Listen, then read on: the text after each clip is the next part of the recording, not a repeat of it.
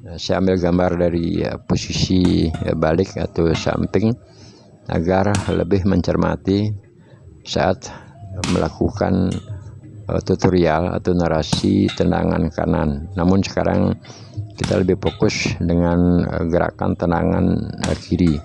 Lakukanlah gerakan ini berkali-kali, sering saya katakan berkali-kali, agar kebiasaan saat mengangkat kaki di atas pusar langsung melakukan lentingan atau lontaran ke badan samsa.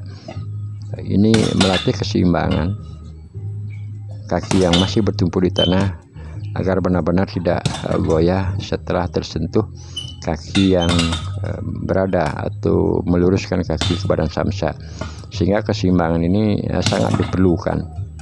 Nah, kalau kita terdorong oleh datangnya samsa yang berayun ke posisi pertahanan yang dilakukan, akhirnya samsa akan mendorong ke darah kita. Nah, ini sekarang ini menggunakan lentingan, yaitu melatih tendangan dari arah samping, dan sekarang adalah dorongan dengan menggunakan gerakan lurus ke depan. Setelah kita pasis dengan posisi kaki yakin di bawah adalah sudah kokoh, akhirnya kita bisa lakukan sedikit dengan loncatan, baik dari tendangan lurus ke depan ataupun dari tendangan samping. Sedikit melakukan gerakan lejitan kaki atau bahasanya meloncat saat akan melakukan gerakan tendangan lurus ke badan samsa. Nah, teman-teman kerabat, tadi saya kelupaan untuk memberikan narasi bahwasanya jangkar yang kita latih tersebut atau posisi kaki yang masih bertumpu di tanah itu benar-benar harus kokoh. Jadi alasan saya adalah kaki yang sebagai jangkar di tanah, dia akan mendapatkan 3 tekanan atau risiko yang dibebankan pada kaki atau jangkar tersebut adalah: pertama, berat badan dari tubuh, dia yang akan menopang jangkar tersebut. Yang kedua adalah gerakan ketika kaki melakukan juluran atau menuju ke darah samsak, gerakan goyangan tersebut akan mempengaruhi jangkar di bawah. Yang terakhir adalah datangnya samsak yang berayun ke daerah pertahanan kita, membuat goyahnya atau menguji ketangkasan, kekuatan, kekokohan daripada jangkar tersebut. Nah, sehingga dapat saya simpulkan, jangkar tersebut sering saya katakan harus benar-benar kokoh, harus kuat, lurus, dan menapak kaki sepenuhnya ke tanah. Karena pertama, dia akan menahan berat badan dari tubuh kita. Kedua, menahan gerakan saat kaki melakukan eksekusi ke badan samsa. Dan yang terakhir, ketiga, dia menahan gerakan atau datangnya samsa yang berayun ke darah kita. Nah, itulah alasan saya secara logika bahwasanya jangkar atau kaki yang bertahan di tanah itu benar-benar harus tidak tergoyahkan saat kaki telah meluncurkan gerakannya ke depan.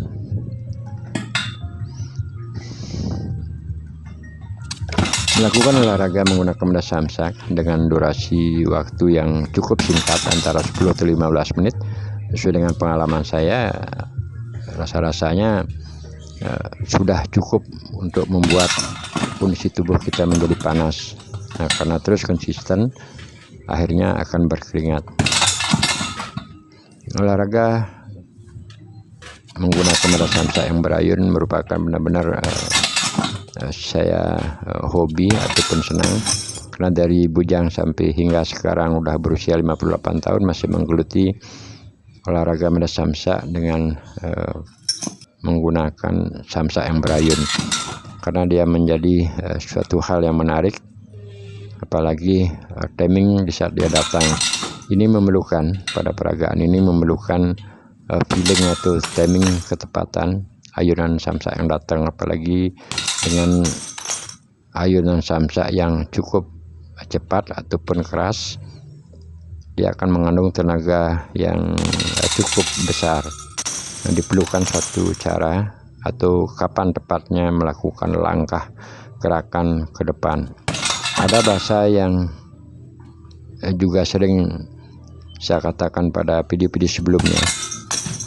Kita harus melakukan gerakan samsa yang berayun saat dia berada pada posisi lurus atau titik nol. Pengertian titik nol tersebut adalah saat samsa dia berayun ke depan kita dan juga yang menjauh dari posisi kita dan juga mendekat ke posisi kita.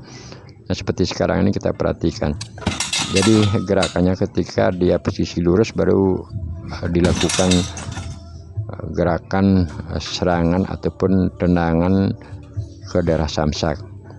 Nah, sekarang timingnya teman-teman bisa perhatikan.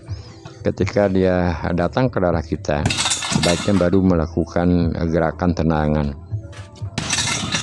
Ketepatan untuk memperhatikan ini diperlukan suatu kejelian, kebiasaan agar tepat sasaran saat kita melakukan gerakan ke daerah samsa. Nah, sekarang saya ambil posisi gambar dari arah belakang yang tujuannya adalah untuk memperhatikan gerakan yang mengayun. Nah, sekarang ini udah begitu samsa datang agak posisi lurus, baru secepat mungkin kita melakukan gerakan tendangan ke badan samsa.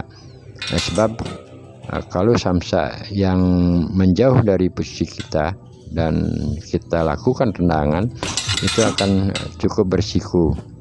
Dan sebaliknya juga ketika samsa terlalu dekat dengan posisi saat menendang, otomatis ruang untuk melakukan putaran ataupun istilahnya melakukan jangkauan pada badan samsa dia akan tidak terukur.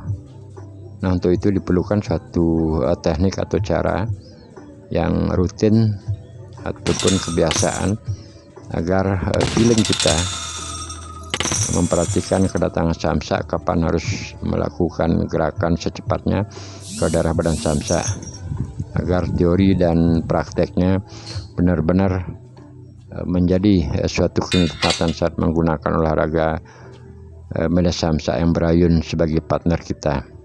Nah, sekarang saya sudah ukur waktu sekitar 15 menitan lebih.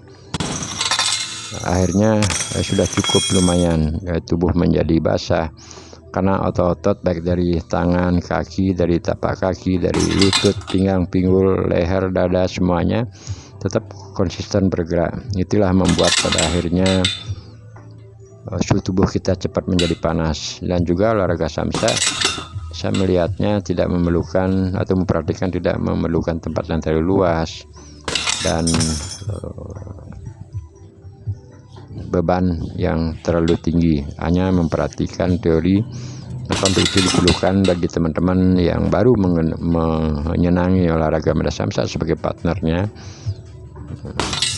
mesti harus memperhatikan teori agar tidak terjadi sesuatu hal yang kita inginkan. Sekian dulu teman-teman, sampai berjumpa di video-video saya selanjutnya dengan durasi 15 menit. Apa yang saya katakan tadi sudah berkeringat. Nah, terima kasih, sampai berjumpa kembali.